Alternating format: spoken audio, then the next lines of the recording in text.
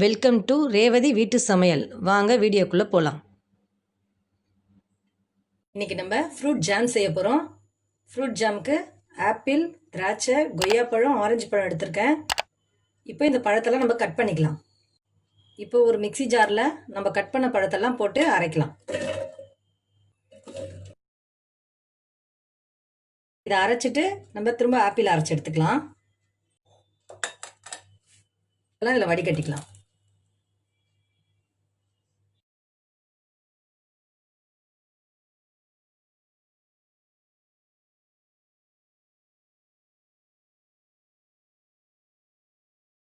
இப்போ நல்லா வடிகட்டிட்டோம்.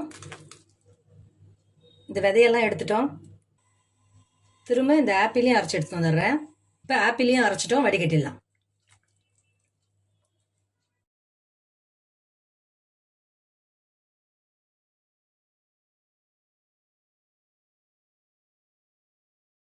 வடிகட்டிட்டோம். இப்போ செய்ய ஆரம்பிச்சிடலாம். இந்த கடாயில் நம்ம அரைச்ச பேஸ்ட்டை ஒரு கப்பால் அளந்து ஊற்றிக்கலாம்.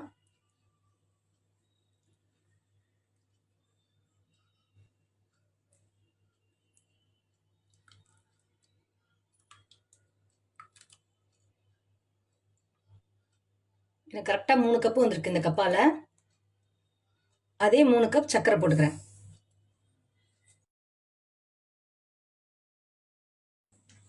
இப்போ 3 கப் சர்க்கரை போட்டு இப்போ ஸ்டவ் ஆன் பண்ணி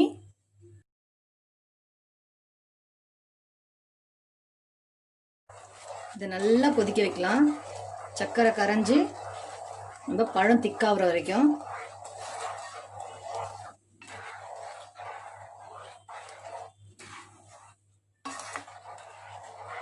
நம்ம பழ பேஸ்ட் எந்த அளவுக்கு எடுக்கிறோமோ அதே அளவு சர்க்கரை எடுக்கணும்.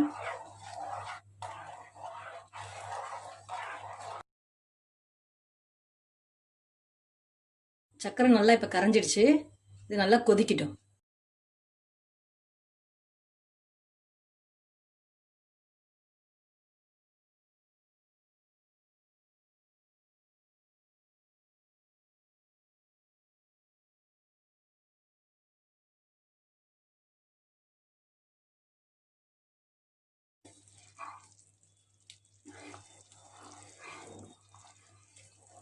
நல்லா கொதிச்சு வரட்டும், திக்கா வரட்டும்.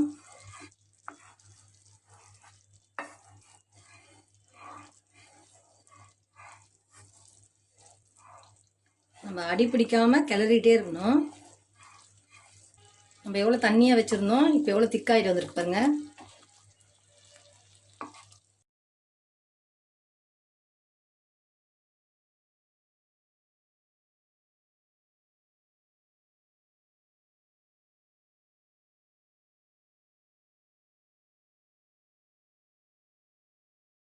இதில் கொஞ்சோண்டு வெண்ணிலா எசன்ஸ் ஊற்றிக்கலாம்.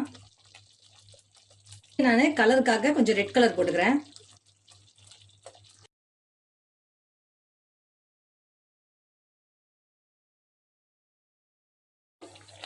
இப்போ நம்ம ஜாம் ரெடி ஆயிடுச்சான்னு பார்த்துடலாம்.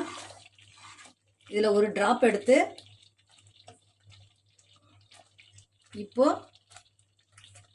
இந்த மாதிரி பொறுமையாக வழிஞ்சு வந்ததுன்னா இப்போ ரெடி ஆயிடுச்சு நம்ம ஜாமு. நம்ம ஜாம் ரெடி ஆயிடுச்சு.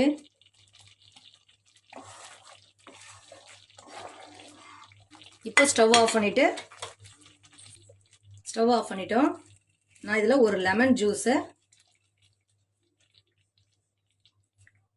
புழிஞ்சிட்டேன். இப்போ லெமன் ஜூஸ் போட்டு நம்ம கொஞ்சம் மிக்ஸ் பண்ணி விட்டுடலாம். நம்ம லெமன் ஜூஸை ஸ்டவ் ஆஃப் பண்ணிட்டு தான் புழிஞ்சு விடணும். லெமன் ஜூஸ் போட்டால் நம்மளோட ஜாம் திக்காக ஆகாது, சீக்கிரம் கெட்டும் போகாது. அதுக்கு தான் போடுறது. இது ஆறணுன்னே வேறு பாத்திரத்தில் மாற்றிடலாம். ஜாமை நம்ம கண்ணாடி பாட்டிலில் போட்டுடலாம்.